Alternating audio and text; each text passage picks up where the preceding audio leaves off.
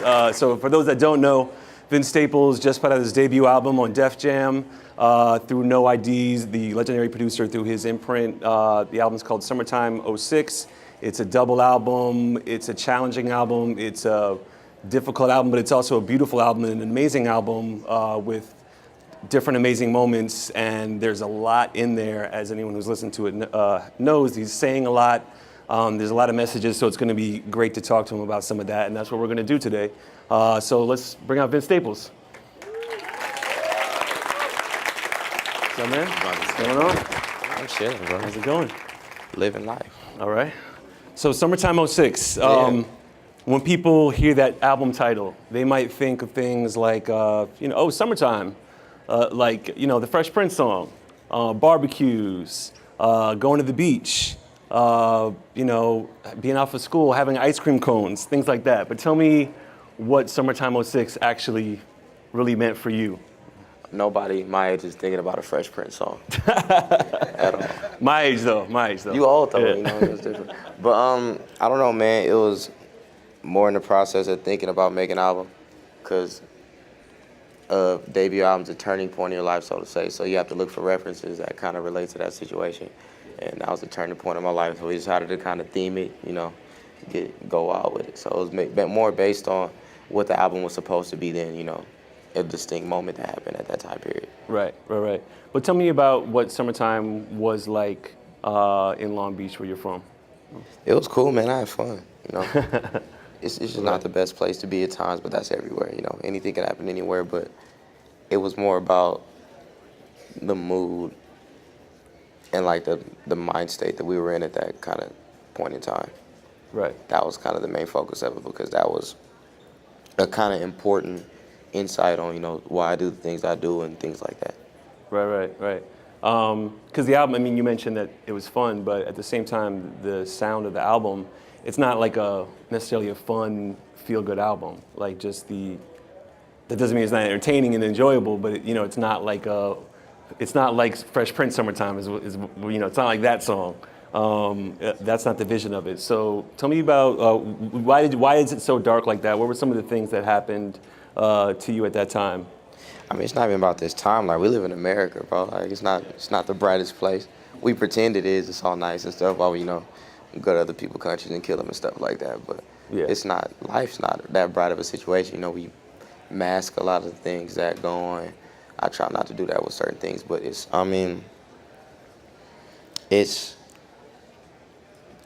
more signifies, a feeling of power than a feeling of, sadness in a sense. Because, if you look at where we come from, we control things through power and fear. It's the power of fear. That's kind of what the whole album is about. Like, at that point in time, I understood the power that you get from having somebody be afraid of you. Right. And that's why that album sounds like that. Right. And there's no, there's not really, I think if anything that can kind of sum that up in some ways is the video for Señorita. Have you guys seen the video for Señorita? I assume you all have. And, in the video, there's a group of people walking around and they are sort of dying randomly. Could you tell me about the vision behind that video and how it came together? Ian Palms Jewell, who's absolutely out of his mind, is this director from the UK, and he was trying to do a video, and he had sent like 4 or 5 treatments, and we didn't like them, just to be 100% honest. And then he had read, he was like trying to figure out why we didn't like any of his treatments, and then he had watched some videos and read some interviews, and he got that from something I said in the interview once. I think it was with Pitchfork or something like that, basically stating that, like, when it comes to entertainment or just in general, the way people look at urban structures and things like that, that is all like in the sense of entertainment. Like, it's like the zoo, because you got the birds at the zoo, you got like the sheep and all the nice pleasant stuff. But when you go to the zoo and you're a kid, you want to see like the lions and the bears and things that can actually hurt you. And it's all fine until one of those animals escapes and hurts somebody. But you look at like a Gucci Man who you listen to his music all day and it's about all this negativity, and he goes to jail, but he's wrong for it, when in the sense that's what you liked him for. Same thing with like the dude from the Migos that just went to jail, and everybody who gets in, like with all this drug addiction and things like that. We take advantage of where people come from in their situations, and kind of their story in a sense that in a way that we shouldn't, because it doesn't affect us. As soon as it affects us, and us being, the people that don't have to worry about those things, 'cause I don't really have to worry about them anymore, so I include myself in that. People that don't have to deal with that reality, it doesn't go outside of the TV screen or, YouTube or World Star or whatever you might view things like that. Yeah, right. And at the end of the video, I mean, for everyone who has seen it knows, basically after this scene of people dying, at the end it zooms out and it's just like a zoo, and there's like a white family watching all this. So let me ask you, when you think of who's listening to your music, it kind of speaks to music and hip hop and black entertainment, and so who do you think your music's for, and what audience are you reaching? You ever been to these shows? I have. It's like 80% white people, Yeah. no matter whose show it is. YG show, A$AP Rocky show, Tyler Creator show, Migos Right. show, Rick Ross show. It's all white people. Right. I mean, them tickets is expensive, so Yeah. you know what I'm saying? Tickets, parking, and gas money. Right. Certain people can't afford to go to those shows. Right. Does that make you feel a type of way, or Not really. I mean, it's interesting. Yeah. But it doesn't bother me. Right. Yeah. And there's not, fitting in with the mood of the album, which, like you said, there were a lot of difficult things that happened at that time. There's not really like a party single. There's not some kind of feel-good single or like some celebration or anything like that. It all stays very much in this kind of pretty dark mood. And did you feel any pressure to, from the label or from anyone or even from yourself, like, oh man, I got to come with like the party single or this kind of song for radio? Nobody makes you do that. That's a lot. Nobody has to do that. Yeah. Nobody makes you do that. Right. The dude that you see him in the yellow shirt, that's who says yes and no. Does he look like he says no? Right. They don't. You can He's do whatever smiling you want. right now, so yeah, he's probably. You can do it. If you make one of those, they'll make fun of you. Right. I'm being honest. Like, you'll get made fun of in the Yeah. office. They make fun of the people that Right. do stuff that they're not supposed to do. Yeah, Because yeah. at the end of the day, like, who cares, man? Like, Right. everybody's not supposed to do the same thing. It's Yeah. already people doing that. I don't have to do that. Right. And do you think that also says something about where hip hop is at right now? Because J. Cole put his album out with like 2 weeks notice, not really a single beforehand. Kendrick kind of did something similar. They both sold all these albums. It seems like there's hip hop in some ways is going back to the album, and it's not as much about this big single. And people, at least this year, people are making these like grand statements. Because to me, your album is like a statement. I mean, honestly, they were going to do that. They were going to sell those albums regardless. Yeah. You're not talking about regular people. You're talking about like Kendrick Lamar and J. Cole. They were going to do that regardless. It didn't matter how it came out or who was on it. They were going to do that regardless. They've already built that fan base, but they're at a higher level to where those things are easy. It's not really the norm, because no one's buying music unless you're them or Drake. Yeah.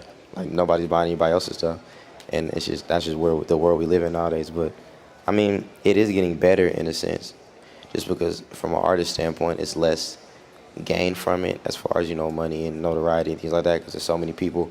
So the people that do it kind of do it for the right reasons. But I think that's really the only thing. But you can't tell me if J. Cole would have had a single, if his album would have done horrible. Like, it would have been the same regardless. Right. They've already built their fan bases, so you can't really do much to take that away from them. Right. You were reluctant, supposedly, or from things I've read, you were reluctant coming into music. It wasn't like something that you were chasing. It was actually a lot of people being like, "You're good at this," and kind of convincing you to do it. Between that and like what you said, people aren't buying albums. What motivates you? What motivated you to put out this album? I don't know, man. The people around me, responsibility. You get older, you got stuff to take care of. But I'm not a big attention seeker, so it's not. I don't really care about that aspect of it. But you just gotta help people, man. You got a voice, you might as well do something with it. You know what I mean? Right. A lot of people don't get a chance to have one. Well, so is your message more? Are you more trying to express yourself, or are you trying to get that message to other people, like you said? I don't know what I'm doing. When I figure out, you'll be the first person I tell, I promise. But, Yeah. man, none of us know what we're doing, man. We just living every day, You try to figure it out and, pretend we know, but we don't really know what we're doing, man. It's all, one day at a time with me. Right. Life is life, man, no matter which job you have. So, it's, I'm rolling with the punches. Right. Well, what would you be doing if you weren't doing music? Nothing. Yeah, absolutely nothing. Right. Get in trouble, Yeah. all the bad stuff. Yeah. That's why I appreciate it so much. Mm-hmm. I didn't graduate or, I never had a job or any of those good things. I'm not really stable situation prior to me as far as my family goes. So I probably wouldn't be doing anything, to be honest with you. Right. Right. And so what was the moment when you were like, all right, I'm going to leave that stuff behind and just concentrate on music? It's not really about leaving it behind because you're not supposed to leave behind. It's not what it's not. You're not supposed to do that. You're supposed to try to fix it or figure something out. Like if you leave it behind, who cares? Like, you don't mean anything once you do that. And what are you doing it for? Like what is there to leave behind? People? Like is that what you're saying? We should leave people behind? Wither away and die? That's not cool to me. I'm never gonna leave that behind. Right. I'll leave behind making bad decisions because it's all based on decisions you make. But why would you ever leave, where you come from and the people that you came from it with for your own benefit? Like you don't. That just kind of says a lot about the kind of person you are. Right. Yeah. There's moments on the album, a few moments on the album where you have like encounters or talk about encounters with police and things like that. And I'm wondering if all these things that honestly have been going on all along, but now there's more publicity, all these police brutality cases, the whole spate of them, if that's influenced the making of the album at all and the message you want to get across at all. Nah, man, I don't care about the police, honestly. Like, Yeah. They don't scare me. Like, they don't come where I live. They don't, even if you need them, they're not gonna come, so they'll come to mess with you on like a bad day, give you a probation violation or something like that, but nah, man, I mean, my music is inspired by life in general, so of course that is a part of life, but I think that's like corny to be like, oh, the cops just killed somebody, let's make a song about it. Like, what are you gonna do with that money you make from that song? You gonna pay for somebody's funeral? No. Are you gonna do anything outside of yourself? No. So, Right. like, we made that. People always say that because of Hands Up, but we made that song like probably literally like a year and like a couple months before that even happened. It was on another beat that Illmind sold to Mobb Deep. It's a song called Murderer, and that's why we didn't put the song out. Right. So we had to wait to get a new beat, Yeah. and it just happened to be around the same time period. Right. But like I think it's not cool to take advantage of someone else's situation, especially like a loss, like for your own gain. So like I wouldn't say it was inspired by someone's loss of their life, but I mean if it happens and it happens to be in a song, it's probably a very strong coincidence. So maybe that's a serious problem. That's Right. just the way I look at it. Yep. And you made your acting debut in Dope. You guys get to see Dope? Did everyone see it yet? Or really good movie. Anyway, You like that movie? I like the movie. Yeah, and That's crazy, man. That's yeah. That's good. And I didn't even realize you were in it when I was watching. I'm like, that's Vince Staples. It wasn't me. It was a character that I played because I'm amazing at. I'm on screen. Yeah, yeah. And the funny thing, your music to me is so serious, but the character is kind of like your character's kind of funny, Man, listen, man. You can't be the same all the time, man. Yeah. Nobody's mad all day. Nobody's sad all day or happy all day. It's not real, but Yeah. people think I'm crazy though. Like, I don't know why, but yeah, I'm wild or something like that. Yeah. Crazy shit. So are there going to be other acting roles in your future? Yeah, I'm gonna be in Baby Boy 3D. Oh, wow. It's amazing. And some other stuff, man. Yeah. Stay tuned. What, Taraji, is Taraji going to be in that one? Nah, she's on that one show that's. Never mind. Yeah, she on that one show. Yeah. No, but seriously, are you trying to do other roles, or was this something that you kind of fell into? Yeah, or, man, you get more money Yeah. doing it than doing this. Yeah. You know what I mean? Straight up. Yeah. Until, they start streaming movies and stuff, then we screwed. Yeah. But, why not? Right. You only hear once. You might as well, have a little bit of fun. Yeah. Could be over quick. So make the most of it. Yeah. Now, a lot of people associate you, that are from your early work with Odd Future, but to me, your music is so different. Right? It's crazy, right? It happens, Yeah, man, it happens to the best of it. But how do you think your music is different than theirs? And do your fan bases cross over at all? Everybody's fan base crosses over. It's the internet. Yeah. Like, it's all on the internet. It doesn't belong anywhere else. You can have a person with 5 million Twitter followers who can't sell out a 300-seat venue. Yeah. Because it's not real in real life. It's all based on the internet. It's a lot of people, but it's all scattered out. So, of course, people's fan base overlap. Like, music is the cool thing right now. People listen to music. It's like a pastime. popular pastime, as sports was at one point in time, and skateboarding, these other things. Dance was like they used to have. You Got Served was a movie, like because people was dancing. Like it's weird how culture shifts, but I mean I don't know. I think my music is different from everybody's, and not in a bad way or a good way. I'm not better or worse. It's just it's everybody's different, man. It's not supposed to all be the same. Right. I think that's where we got kind of lost. Is when everything started to become the same. Yeah. And why did you decide to make the album a double album, which is definitely an Because we had a lot of thing? songs. Yeah. We had a lot of songs. Right. And I think deluxe albums are stupid. Yeah. It's like, here's an album. Here's $5 more. You get 2 songs. Right. Like, you might as well just give them all the songs. Yeah. It was cool though. I mean, it helped the pacing and the kind of the interpretation of it, so to say. So Yeah. why not? It's there, you know what I mean? So we just want to give people more songs. Like if you make a 10-song album, you made 15 songs. We had like 22 songs. We didn't use one of them for sample clearance, and one of them we never finished. So Yeah. we literally put all the songs on there. Right. Well, it seemed like you had a lot to say, too. Nah, not really, man. I'm getting kind of boring nowadays. Right. Well, compared to that one. So who inspired you? Like, what music inspires you to do what you do? Because your sound is so singular and unique. None really. I don't really think about it in that light. Like, people kind of get offended at the music I listen to, which is kind of weird to me, but like, people really get mad. Like, how you listen to that trash and yada, yada, yada. It's like, I don't know, man. I don't really get inspired that much by music. Like, life is so much going on out here that you can, draw from. Like, why draw from another person's music? You know what I mean? Yeah. So I try not to get too caught up in that. What are some of the things you listen to that people get offended by? I mean, damn. I'm not gonna say that because then it seems like I, said something mean. But Right. you know, why you asking questions you don't know the answer to? Yeah. And you're a big basketball fan. I mean, I've heard you go off on length about that. So what do you think about the finals? It was cool. It was cool. That's how it made sense. It made sense. Yeah. Who was your team? Who were you rooting for? Out of those two, Yeah. I didn't really care who won. I wanted J.R. Smith to win while faded, because I don't think anyone's ever won a championship while faded. Like in that, I wouldn't be too sure, but yeah. I'm not talking about a little bit of good sport drug. You know what a sport drug is. I'm talking about J.R. Smith was off the Hennessy and like some mid during the whole final. So Yeah. I was trying to see how that turned out, but That'd have been good. poor LeBron, man. Yeah. What about LeBron? I mean, what's next for him? I mean, I think he's still good. He's still gonna. It's still fine, but he can't take a whole team on his shoulders.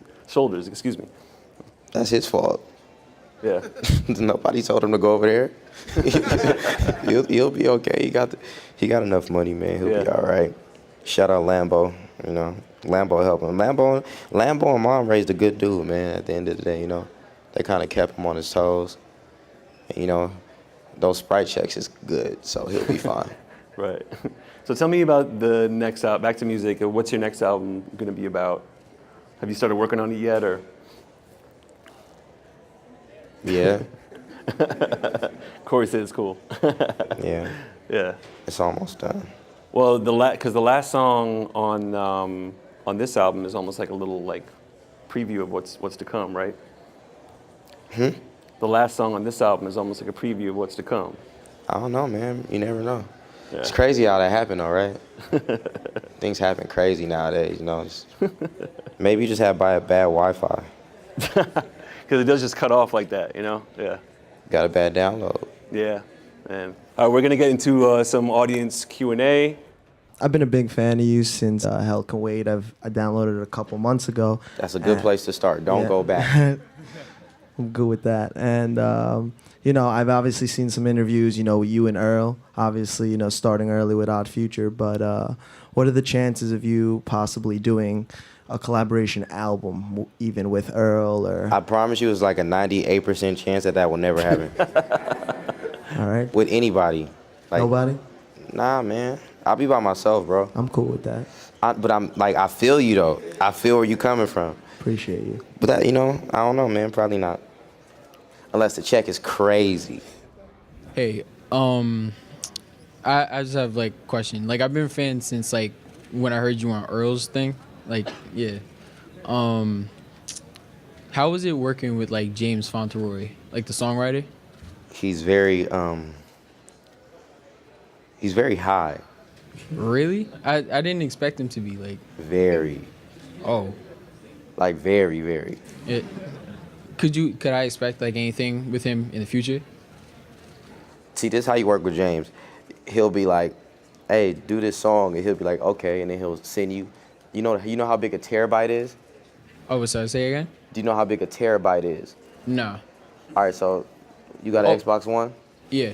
So like I'm in PlayStation 2, PlayStation okay, 4. so listen, so it's like 7 Xbox Ones full of music. He'll just send you that and be like, "Pick something." Oh, okay. So he has like, how many songs do you think James has? Chavez. 10,000. He got like probably like tens of thousands of songs that are like done. And he'll just wow. be like, "Here, pick one." That's how you work with James Fauntleroy. So Oh, and can I ask one more question? All right, I'm going to the Double XL concert later. And I just want to know, like, out of all those, who are your favorites? Like, who would you listen to? Fetty Wap. Oh, okay, all right. So I saw in an interview you talked a little bit about Ray J, and it seemed like maybe you had some more, like a more thought out idea of Ray J's influence on the entire world. I don't really think things out. But maybe not. You never know. Could you maybe explain your Ray J theory a little bit? Hell no. Hi, Vince. What's up? So I've been a fan since your mixtape, and I know your birthday's coming up. What do you plan on doing? I'm gonna be on an airplane. An airplane the whole day? Europe is far, man. Is that ideally what you like to do, or what would you want to do for your birthday? When I was in the second grade, and I had this friend named Eric, and he had a birthday party, and he gave like little invitations and had a little address on it, and he had a party. That's when GameCube was popping, right? His dad owned a McDonald's, and he just had the whole McDonald's like rented out, and we just had GameCube and burgers and stuff like that. And after that, I never want to have another birthday party because I knew I couldn't top it. So until I can do something like that, I'm cool on birthdays. What's up, Vince? Hey, bro. So my question was, what did you? So the last track on the first disc, "Summertime '06." I know you sang on that, and like I don't think it's like a typical thing for you to sing on records. Like, what really moved you to do that, or what was the inspiration? Because I wrote it and SZA was supposed to sing it, and then she was on tour, so we kept it. Chill. Are you going to be at the Earl concert on August 22nd in the city? Nah, I can't be. I think I have another show or something like that. It's his fault though because he got sick on tour last time. Yeah. Like, what was that? He gets sick on tour sometimes, man. You gotta stop smoking in backwoods, man. It's really bad for you. Hi, Hey, I'm Jossie. nice to meet you. Nice to meet you too, Vince. My first question is, clearly a lot of people are listening to you, you know what I mean? Like, what do you want to achieve with the platform you have now? Think about it long and hard. I don't know. I mean, just get some understanding. I mean, because it's crazy. Like, if you just even think about, we live in a fucked up place. Okay. Like, it's wild out here, man. Like, it's so much separation. So what's one thing you'd want to change then with your voice? I personally don't like most of it, so a lot of things need to be changed. But, I mean, it's too many misconceptions amongst people. Like, everything that we think about people, whether it's consciously or subconsciously, is based off something we've seen that has nothing to do with it. Like, no one takes out the time to ask anyone who they are anymore, or what they believe in, or what do they think. It's all based on what we see. Like, whether it's from the fucking internet. Like, it's funny. Like, how people argue in my Instagram comments all the time, right? Right. And then people always say crazy shit like, "Oh, you live over here. You're trash. Look at your Abby. Look at this. Look at that." Like, why do these things matter? All the wrong things matter in this world we live in. It's about money and how cool you are. And somebody who's not cool at all prints the money in an office and they give it to us and make us pretend it means something, and then we throw everything else out the window. Right. So I mean, I don't know, man. We just need better understanding of what's real and what's not in this world, because you know, we care about the wrong things. Like even with the Troy Ave situation, like people were making fun of Troy Ave in the most demeaning way possible because he sold 4,000 albums. But who cares? He what sold did? albums. You ain't sell But nothing. even if he sold none, who cares? Why does that I matter? get it. It matters because we're taught that the more albums you sell, the more money you have. And we weigh what a person is worth based on their money and not what they means. Do you know who the Ramones is? The band. All right, so you know what their logo looks like, right? You probably the t-shirts that everybody wears with the circle that diplomats copied it. I think I know what you're talking okay, about. so Okay. put it like this: everyone either knows the name or the logo. It took them 50 years to go gold, Really? and they're known around this world. So what really matters? Does influence matter? Does money matter? Does how you help people matter? We don't know yet.